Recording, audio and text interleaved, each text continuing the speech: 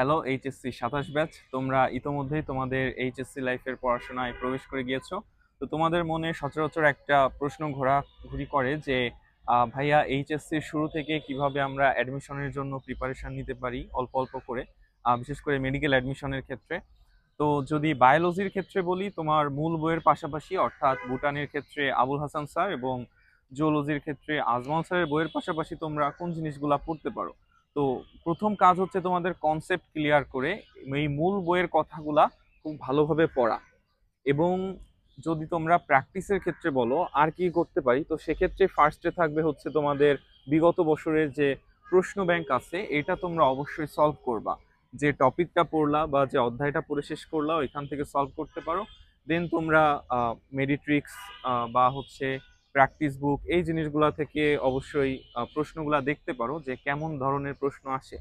আরেকটা বিষয় হচ্ছে যে আমরা ইন্টারমিডিয়েটে হচ্ছে বায়োলজির সিকিউ লিখি। তো এই বায়োলজির সিকিউ বেশিরভাগ হচ্ছে তোমার বর্ণনামূলক টাইপ, যেগুলা তুমি চাইলে সাপ্লিমেন্ট থেকেও দেখে নিতে পারো বা মূল বই থেকেও দেখে নিতে পারো। তো ওই জিনিসগুলো যদি মূল বই থেকে দেখে নেওয়া যায় এবং কিছু গুরুত্বপূর্ণ অংশ প্রতিটা চ্যাপ্টার এবং টপিকেরই, যেমন তোমার বৈশিষ্ট্য, উদাহরণ, কাজ, ব্যবহার, আহ, এই সকল জিনিসগুলো যদি খুব ভালোভাবে পড়া থাকে এবং বারবার একটা কথা বলতেছি যে যদি তোমার কনসেপ্ট খুব ভালো থাকে, প্রথমবার পড়ার সময় হচ্ছে খুব দ্রুত বা মুখস্থ করতে চেও না। প্রথমবার পড়ার সময় হচ্ছে প্রতিটা লাইন একটু বুঝে পড়ার চেষ্টা করো।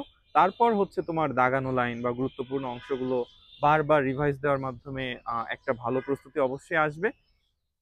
তো এখন সানজিদের কাছে আমরা যেতে আচ্ছা, আমি চাচ্ছি। বায়োলজির সাথে একটা জিনিস একটু অ্যাড করি, সেটা হচ্ছে তোমার বায়োলজির ক্ষেত্রে কখনো একটা ভুল করবে না, এক্সট্রা ইনফো নিয়ে খুব বেশি বাড়াবাড়ি করবে না। যদি তোমার main book, I mean Ajmal স্যারের, হাসান স্যারের বুকের যে ইনফোগুলো থাকে সেগুলোর যদি অনেক বেশি কাভার করা থাকে, তারপর তুমি হয়তো অ্যাকশন ইনফোতে যাইতে পারো। আই মিন অন্যান্য যে রাইটারগুলোতে আছে, এর আগে তুমি অ্যাকশন ইনফোতে জাম্প করতে যাও না, কারণ তখন তোমার হজবল একটা সিচুয়েশন ক্রিয়েট হবে, যার কারণে তুমি মেইন ইনফোগুলোই ভুলে যাবা। আর ফিজিক্স, কেমিস্ট্রি, বায়োলজি, আর বায়োলজিটাও বললো, ফিজিক্স আর কেমিস্ট্রির ক্ষেত্রে কনসেপচুয়াল ক্লিয়ারেন্স অবশ্যই থাকতে হবে, কারণ ফিজিক্স কেমিস্ট্রিতে তোমার ভালোই কিন্তু ম্যাথ থাকে অ্যাজ ইউজুয়াল। আর আমাদের এইচএসসি কে টার্গেট করে মেইনলি, যারা মেইনলি মেডিকেল প্রিপারেশন নেবে, এইচএসসি কে টার্গেট করে তোমার কনসেপচুয়াল যে টার্মস সেগুলো ভালো মতো পড়তে হবে, ম্যাথগুলো একটু ভালো মতো দেখতে হবে, এবং এর পাশাপাশি একটা কাজ করতে পারো, সেটা হচ্ছে ফিজিক্স কেমিস্ট্রি তোমরা একদম প্রথম থেকেই সবগুলো চ্যাপ্টার অ্যাটলিস্ট 1 থেকে 2 বার পড়া রিডিং করার চেষ্টা করিও। I know it's hard, but কারণ তোমার অর্গানিক কেমিস্ট্রি যদি তুমি চিন্তা করো, এখানে 200 পৃষ্ঠা কি তুমি বসে বসে রিডিং করতে পারবা? অনেক বেশি হার্ড বা অনেক বেশি কঠিন, আসলে অত ধৈর্য থাকে না। সো অ্যাটলিস্ট একদম না বলে 1 থেকে 2 বার পুরোটা রিডিং দেওয়ার ট্রাই করবা এবং নিজে নিজে দাগানোর চেষ্টা করবা। পাশাপাশি কোচিং এর যে মার্ক পিডিএফ গুলো থাকে সেগুলো অনলাইন থেকে নিতে পারো, নিয়ে মার্ক করে ফেলতে পারো, এগুলোর উপর বেশি ফোকাস করতে পারো। প্রথম থেকে অনুশীলনীর প্রশ্ন ব্যাংক অনেক বেশি সলভ করতে হবে, কারণ অনুশীলনীর প্রশ্ন অনেক বেশি আসে এজ ইউজুয়াল। তো অনুশীলনীর প্রশ্নটা তুমি স্কিপ করতে পারবা না। আর অনুশীলনী প্রশ্ন করলে তুমি মোটামুটি কমন পাওয়ার পসিবিলিটি বেশি থাকে, যদি আমরা আগের বছরের যে প্রশ্ন প্যাটার্ন দেখি সেটার উপর যদি আমরা বেস করে বলি।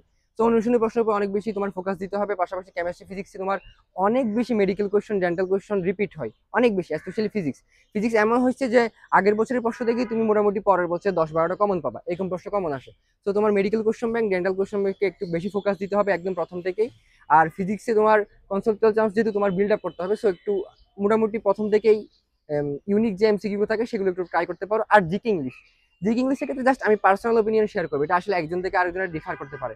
ইংলিশটা তুমি প্রথম থেকে পড়তে পারো, যে ভোকাবুলারি পার্ট আছে কিছু মুখস্থ করতে পারো, গ্রামাটিক্যাল যে কনসেপ্ট আছে সেগুলো একটু তুমি মোটামুটি তোমার যাতে স্ট্রং হয় সেটা একটু এদিকে খেয়াল রাখতে পারো।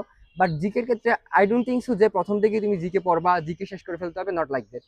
You can start GK after pre test or test exam, so it's a long time, অনেক অনেক সময় আছে। সো ওই সময়ের পরে তুমি জিকেটা পড়ো, কারণ প্রথম থেকে পড়লে আসলে অ্যাজ ইউজুয়াল তেমন মনে থাকে না।